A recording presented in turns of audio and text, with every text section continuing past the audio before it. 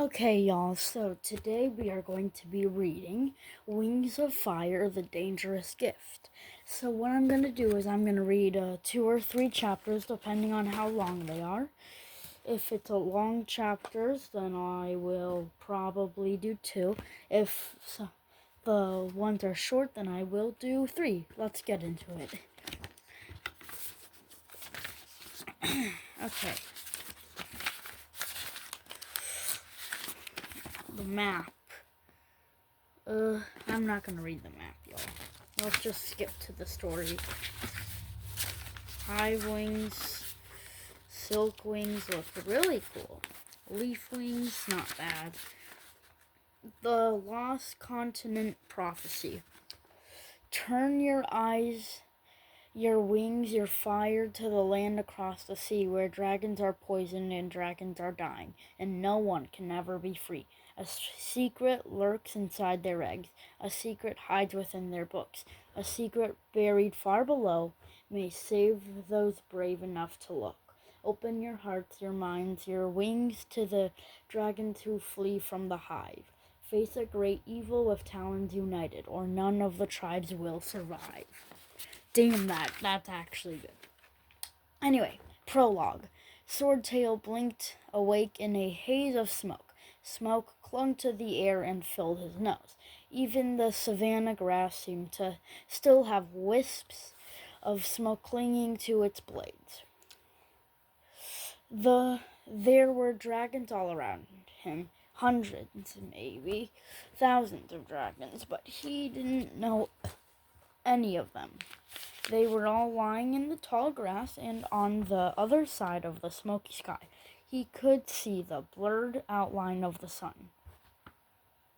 The last thing he remembered was falling asleep at night in the jungle next to Blue and Cricket and Sundew. Before that, he could remember lying there, listening to the carnivorous plants rustle and slither nearby, thinking about the battle to come. He remembered watching Blue rub his wrist nervously at the spots where his flame silk glowed in the dark. Flame silk fire, Blue was going to set the bonfire of heart of salvation aflame, and the smoke would be the antidote to the breath of evil. His fire was going to set all the hive wings free from Wasp's mind control. If it worked, maybe there wouldn't be a battle at all. The smoke in the air suggested there that there had defiantly been a fire, a much bigger fire than one pile of roots could have produced. In fact, but hold on, oh, never mind. Anyway, in fact, but what had happened? How did I get here? He pushed himself up to his standing and winced. Everything hurt. His muscles ached as though he'd been flying for days. Even his claws felt bruised and sore from the sounds of the moaning and grumbling around him. Many of these strange dragons felt the same way. He suddenly realized that most of them were hive wings, his enemies. Why am I lying in the savannah, surrounded by hive wings? Did they capture me? If so, they were doing a pathetic job of keeping him a prisoner. No one was even looking at him. He wasn't tied up. He could fly away right now. Which way, though? Which way was Blue or Luna? If I could fly to Luna, I would. So what if there was an entire ocean between them? He would find his way there to her. Just as soon as he figured out where in Pantala he was.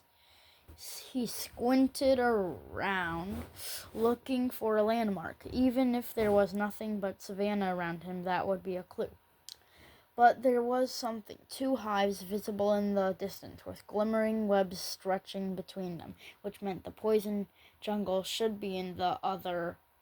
A cloud of black smoke covered the horizon behind him, reaching the ground to sky. Is that the jungle? And suddenly he had a memory of standing beside Blue as flame silk spiraled out of Blue's wrists onto the pile of roots. Swordtail remembered his own claws clutching a spear, with sharp thorns twisting from one end.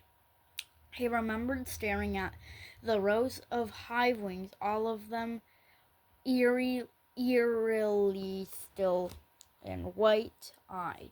They hadn't moved as he and Blue approached the pyre. They hadn't swarmed forward to try to stop them. They hadn't even looked at him.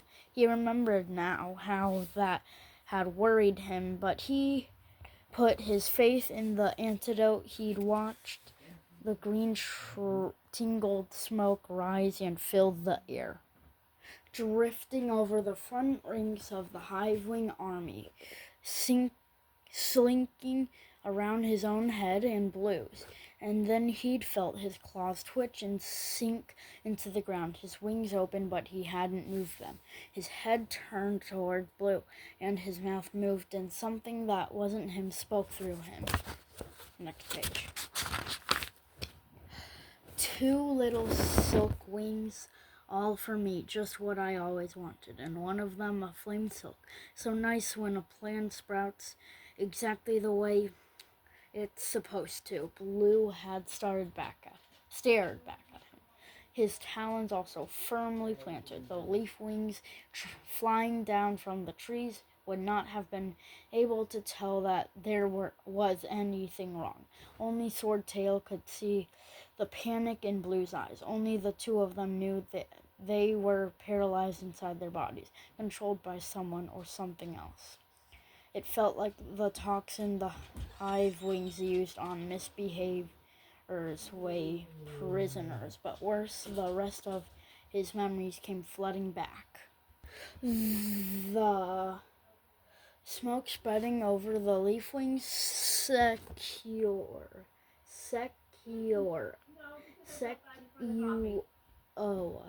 and Belladonna and Nettle caught by the breath of evil just as Swordtail was. Blue's talons turning towards the jungle, his fire burning it all down. Swordtail crouched into the savanna grass, trying to breathe. It was morning now. They must have spent the whole previous day scorching the poison jungle. He remembered being in the squadron that was sent to gather all the breath of evil from its hidden lair before the fire reached that area. He also remembered searching for the rest of the leafwings. The thing inside him had driven him relentlessly through the crackling, smoking trees, looking for Sundew and Cricket and the young leafwing princess. That was probably why he was so sore and singed and scratched up. It was a miracle he hadn't been eaten by a frantically dying plant along the way. But he didn't remember finding any leafwing. Swordtail jumped to his feet, ignoring the pain in his talons. He spun, searching for the savanna around him. Okay, I'm going to start at searching because I paused really quickly. Searching the savanna around him. Hundreds of hive wings, a few leaf wings, but nobody he recognized. No Sundew. How had she escaped the smoke by the battlefield? Oh wait, she hadn't been there when Blue went to burn the roots. He didn't know where she'd gone, but maybe that meant her mind hadn't been taken over. And if they'd searched all day for her with no luck, maybe she'd really escaped along with Cricket and the rest of the leaf wings who hadn't been near the smoke. Where could they be? He lifted one talon gingerly. Then the other. He was controlling himself right now. His head felt curiously light, as if it had been caught in the grip of someone's talons all night, and they'd just released him. Cautiously, he started walking through the grass toward a flicker of bright blue wings near one of the shrubs. Blue. If he could find Blue, they could fly away together. Maybe the mind control had been temporary, or maybe it didn't work over long distances. Maybe They could fly out over the ocean as far as they could possibly get and escape its clutches that way. It was Blue Swordtail could not see soot smudged along Blue's face and limbs and wings, but it was unmistakably him, asleep with his brow furrowed in worry. Swordtail was a few steps away from his friend when his leg suddenly froze. He felt a chill sweep through him, all his scales shivering away from believing that they'd been taken over again. "Nice try," his own voice whispered. His wings folded in and he dropped to the ground, stuck in place, trapped, so close to Blue, but so far from himself. "She has me in her claws," he thought, "but she can't read my mind. She can't stop me from thinking or hoping. Blue and I may be stuck here, but I believe Sundew and Cricket escaped. Maybe they went flying to find Luna, and if they did, I know they'll come back for us. They'll find a way to set us free. We just have to survive until they do." Chapter 1. Okay. The youngest queen in the history of the Ice Kingdom was going to be the very best queen of the Ice Wings ever, the best. She was going to keep all her dragons safe. They were all going to be healthy and prosperous and safe, and no one was going to die or any more evil magic plagues like the one that killed the previous queen. No one, not on her watch. Queen Snowfall had a plan, or at least she had a firm death grip on an idea that was kind of like a plan. That plan was stay away from other dragons. No more getting involved in other tribes, stupid wars, no more submits with queens who talked down to her or eyed her as if she might be the one to start the next war. No more interactions with Night Wings ever. None of this interable peace talk, empathy building, drum circle nonsense.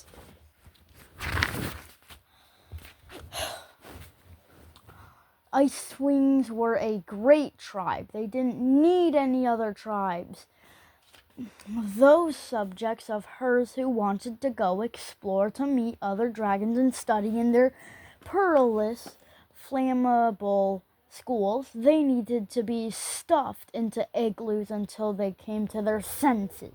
Her council had talked into letting a few Ice Wings go to Jade Mountain Academy for now.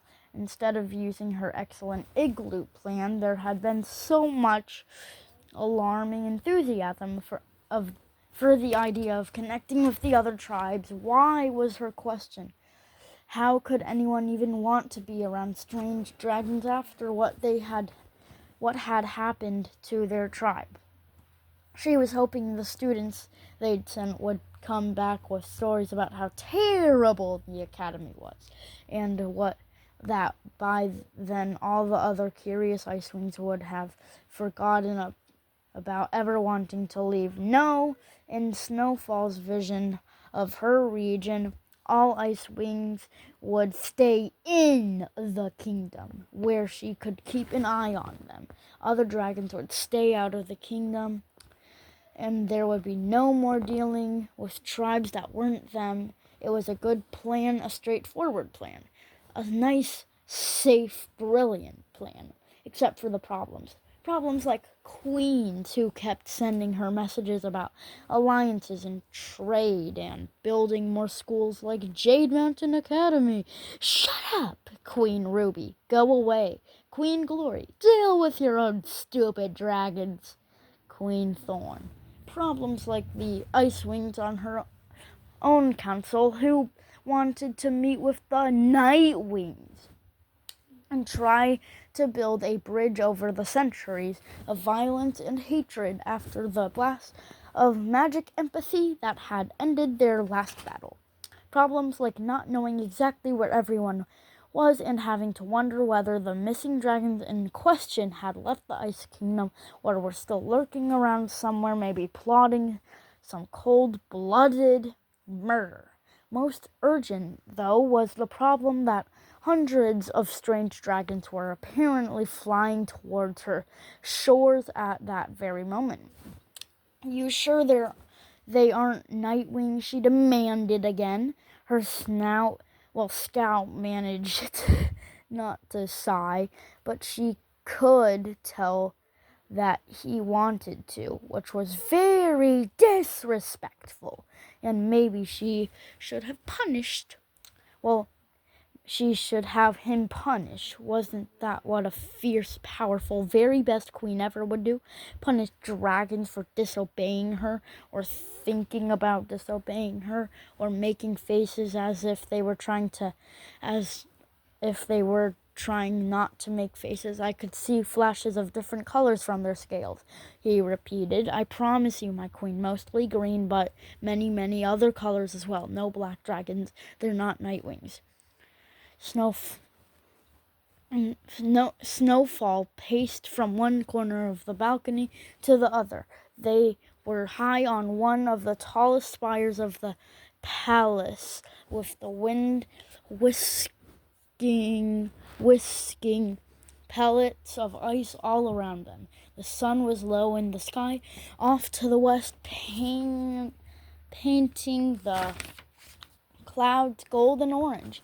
As it sank into the sea, she knew that they were out there, but no matter how fiercely Snowfall glared at it, she wouldn't see any dragons flying out of the sunset. She wondered if Nightwings had found a way to disguise their scales. Maybe Darkstalker wasn't really gone, even though all those not Icewings at the Jade Mountain Academy promised he was. Maybe he was still out there, and he'd come up with a way to turn Nightwings into multicolored rainbow dragons, and then he'd send them far out into the ocean to fly in an enormous arc so they could come at the Ice Kingdom from the west and and avoid the great ice cliff. And soon they would be here to kill her and her entire tribe. This was not far-fetched. Freaking out, this was completely reasonable, justified freaking out. Her scout was looking at her as if he thought she might be losing her mind. She had to put her queen face back on and act as if an invasion of alarming rainbow dragons was the sort of thing excellent queens such as herself could easily handle, no problem. "Well, if they're not Nightwings, what are they?" she asked. He hesitated, and she answered her own question. "Rainwings? Rainwings, of course. That's the only tribe with many colors. So perhaps with sea wings, those can be green. It's probably a group of rain wings and sea wings." "Why would rain wings and sea wings form an alliance to invade my kingdom from the west?" her brain screamed. "Coral and Glory have betrayed me. They decided I'm too young to be queen, and they're coming for my throne, which is very unfair because Glory is the same age as I am, and she's queen of 2 tribes. All right, Queen Glory probably wasn't coming to dispose Snowfall because of her age. See, her brain could figure that out. And so it was ipso facto, working perfectly reasonably, and that meant all these other worries were entirely legitimate. Also, the Rainwing tribes hadn't invaded another kingdom in literally hundreds of years. They hadn't even participated in the War of Sandwing Succession. All they wanted to do was snooze around the rainforest eating papayas. They would be an utterly useless invasion force. If Glory did want to invade another kingdom, she'd have to do it with her Nightwings, who liked attacking and killing and stabbing and violence and lying and destroying things. So maybe Glory found a way to turn Nightwings into rainbow dragons and sent them this way and so they are Nightwings after all. Snowfall rubbed her head, which was throbbing as though someone had shoved icicles through her temples. I don't think the Rainwings and Seawings would attack us, the scout said cautiously. Is your job thinking? Snowfall shouted, making him jump. Are you an expert thinker? Did we accidentally assign you to scouting because we missed your giant, amazing brain and all the amazing things it could have shared with us? Does it seem likely that your thinking would interest me? No, Your Majesty, he stammered. No, she agreed. You are a scout. Go scout again and come back with real, actual information. He flew away immediately. And then she spent 7 minutes worrying about whether she'd been too harsh with him and whether an excellent queen would have said any of that, and whether a certain sister of hers would have been more serene and therefore more excellent, and then another 12 minutes growling at herself about how excellent queens didn't second-guess themselves and how she needed to be more decisive. And then she realized that she was accidentally thinking about murdery black dragons trying to murder her again, and she had to lie down and cover her face for a moment. When she finally sat up, her Aunt Tundra was standing in the doorway of the balcony watching her with impassive raised eyebrows. Hello, Snowfall, said Hoggettilly.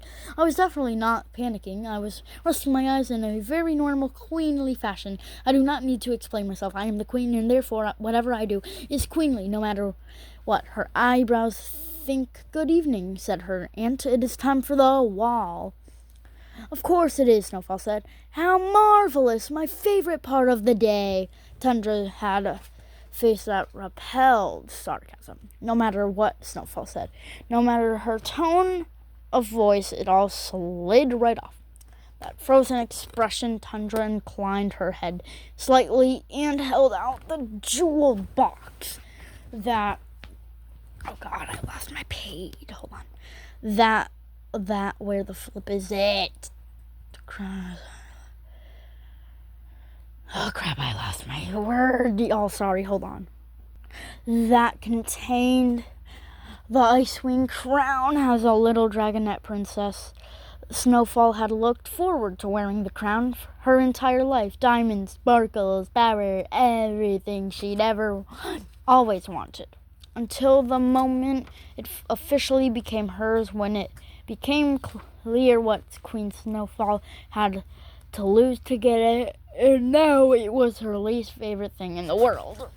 Well, maybe Tundra's face was her least favorite thing in the world, but they usually come together so she could hate them both simultaneously. Snowfall opened the box. Oh God. And with an irritated sigh, and lifted out the glittering diamond-encrusted monstrosity. Spiraling spikes like icicles jutted up into the air around a cluster of crystalline jewels and twisted silver arcs. It weighed as much as a small polar bear and made her neck hurt the moment she put it on. But she couldn't let Tundra see that. She tipped her chin up and flared her wings to usher her aunt ahead of her. Everyone says the wars are over. Everyone says Dark Stalker is gone. Everyone says the Nightwings won't attack us again. But everyone could be wrong. The Nightwings can't be trusted. They want me dead. They want all of us dead. If I could find a way to wipe them all out first, I should. Tundra's necklace of skywing teeth clicked noisily as they strode through the palace. Snowfall pressed her talons to her eyes for a moment, trying to drive the headache away. Being the queen, it turned out, was like living inside a snowstorm that never ended. She tried so hard to start each day all new. With a list and a plan and energy, she'd get so much done. Each new problem was a mere snowflake. She could tackle them one by one, little sparky, quickly melting problems, except the snowflakes piled up faster than she could fly, sparkles on, fluff on, ice on, cold on, heavy, wet layers of slush, and freezing clumps.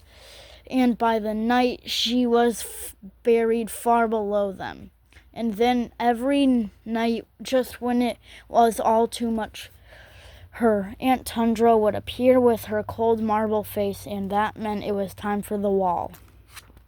According to the ancient tradition of the tribe, every night the Queen of the Ice Wings had to consider the wall that listed every important dragon in the tribe.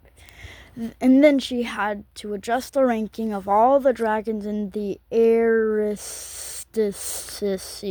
every night. Whose idea was this? Snowfall had always considered the wall, known as the gift of order, to be the one of the best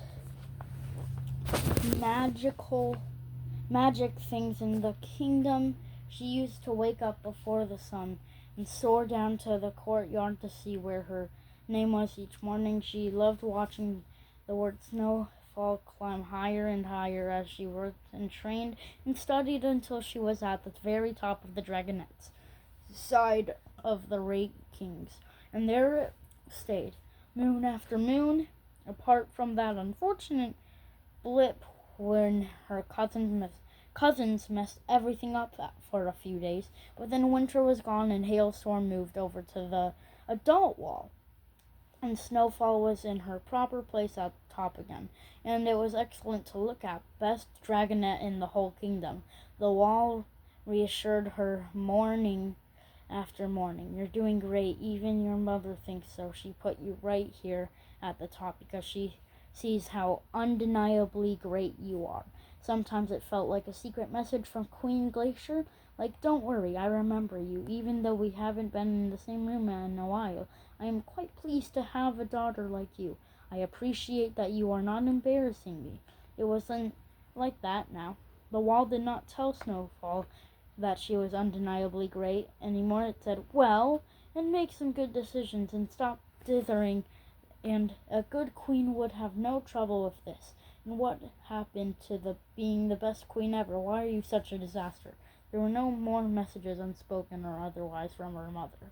Now the word Snowfall was set apart in its own little queen corner off by itself. Now the task of recording the rankings each night was her job, and Snowfall had begun to suspect that the gift of order was less a gift and more of an act of twisted revenge. Some queens must have angered her animus somehow, and she had responded by crafting this torture device, perfectly designed to drive Icewing Queens insane for the rest of time. Once upon a time, Snowfall had thought she would love this part of being the queen, the fate of all her dragons in her own talons, the power to lift up those most loyal and knock down her enemies. But it didn't feel like power, it felt like work, pinning her down like the weight of the crown. Ice rain drizzled down as Snowfall stared up at the wall of rankings. The light globe floating over her shoulder lit up the names in front of her. Behind her, the 3 moons illuminated the snowy courtyard, silver, empty, cold, and wet, speckled with weird shadows from the light tree. Empty. Only 20 Icewings had died of the plague, only, plus 13 more in battle. Well, in the battle with the Nightwings. But since Snowfall became queen, the palace had felt as empty as if the entire tribe had vanished in the thin air. The day Queen Glacier died, the entire tribe, that is, in addition to the one sister who had actually vanished. Maybe the rest of the Icewings deliberately made themselves scarce whenever they saw her coming. Maybe that was always what it was like for a queen. Well, Tundra said smoothly, who are you going to move? Yeah, agreed the wall. Your mother never took this long.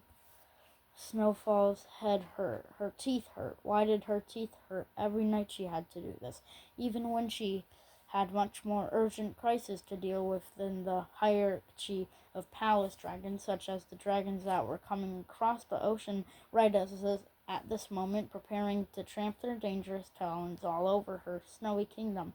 She wished she had a list of all of their names and an entire history of their tribes, and an explanation for their behavior and outline of what they were planning to do when they got here, plus a battle strategy for getting rid of them. Tundra cleared her throat. Right, the wall. Snowfall adjusted the heavy crown on her aching head. She couldn't remember even seeing half these dragons today. How was she supposed to know whether they deserved to move up or down? When everyone avoided her or spoke to her in polite monosyllables, where was she supposed to hear about the squabbles, mistakes, outrages, or triumphs in their freezing little aristocratic world? How did Mother always know everything? Snowfall glanced sideways at her aunt.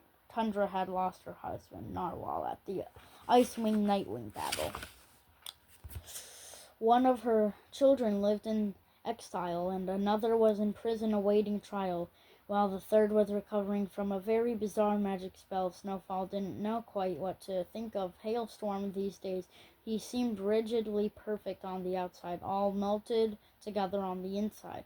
Tundra looked exactly the same, though Snowfall never saw a hint of sadness or rage or resentment in her face, even though they both knew perfectly well that Tundra had always hoped her daughter Icicle would take the throne from Glacier before Snowfall would. Never going to happen now, Snowfall thought. After all those years of completing, suddenly I'm the queen, and now competing. Sorry, y'all. Suddenly I'm the queen, and Icicle's locked in the dungeon for being a traitor, and none of it was up to me in the end. She lifted her chin, acted like a queen all the time. No matter how much your teeth hurt, Hailstorm could go up a notch. He hadn't annoyed her at all today, and it would please Tundra, so perhaps she'd let Snowfall cut this short. Without too many more changes, Snowfall stabbed her claws into Hailstorm's name and dragged him up a spot. She left Tundra's name where it was safely in the first circle. Ever since Narwhal sacrificed himself to save the new queen, she also left Crystal up among the top 10 names, even though she could feel Tundra glaring at it intently every night. Where Crystal was, she was still a princess. She hadn't done anything terrible that Snowfall knew of.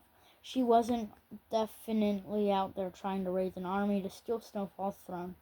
And she wasn't certainly hiding in the palace trying to poison Snowfall's food. She was only maybe doing the things Snowfall couldn't knock her down the list for maybe crimes, even if the maybiness of them was terrifying enough. If she left Crystal's name in place, she hoped it would look as though she wasn't afraid of her sister at all.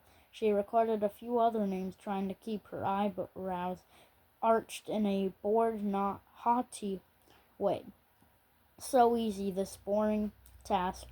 Her eyebrows yawned. Easiest task in the world, definitely not frying all my brain cells. Really, Tundra said once as Snowfall slid her Uncle Permafrost down a notch for pointing out again how easy it would be for sea wings to invade from the northern ocean side of the Ice Kingdom. A reminder that Snowfall really did not need right now. Thanks very much, Tundra snapped, her jaw shut as Snowfall glared at her. Finally, Snowfall stepped back, shaking her talons. Her claws felt as if they might shiver into a million pieces. In a moment, the wall always made them feel that way. And They were always fine after a while, but it was unpleasant. That's your final decision, Tundra said, with just a hint of skepticism in her voice, easily denied if Snowfall had snapped at her. Yes. Snowfall couldn't take another moment of this. She had to figure out what to do about the approaching dragons, the only other Icewing who knew what the scout who'd... Alright, y'all. Chapter 2.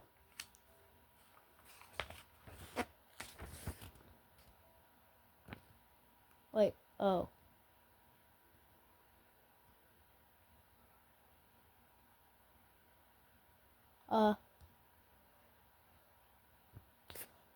Never mind. I accidentally skipped the page. My bad, y'all. My bad.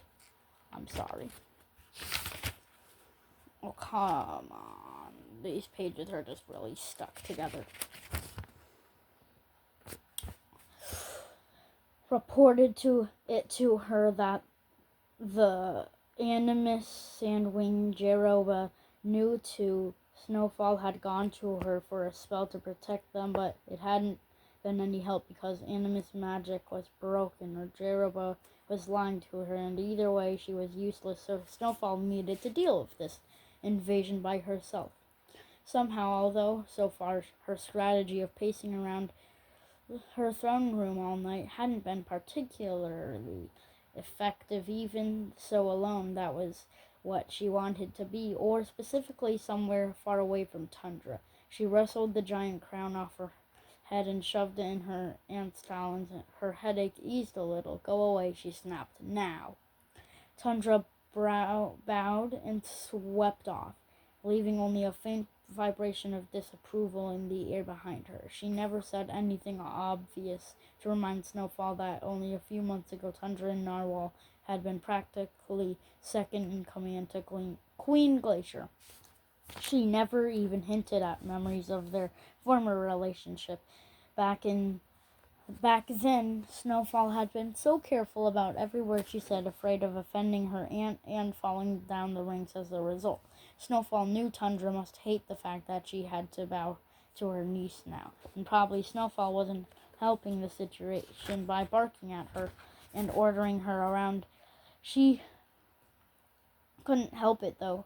She was too overwhelmed by everything else to add, be more polite to Aunt Tundra to her list.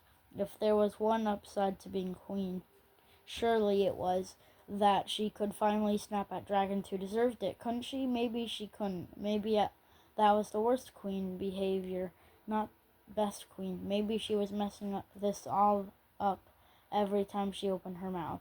She glanced at the wall again. The wall didn't say anything, of course it didn't. It was a wall, but it was clearly thinking of how civil Queen Glacier always was, and it was definitely judging her. This is sane. It is normal to feel judged by magic walls. I am a perfectly sane queen with a well-functioning brain, and everything is fine. Something snapped in the courtyard behind her. Snowfall whirled around and stared through the icy raindrops. It all looked the same, pale, icy, wet. Weird shadows, but it wasn't empty. Someone was there. Someone was watching her. Chapter 2. Alright, y'all, we're gonna stop here because this was a really long chapter, but yeah.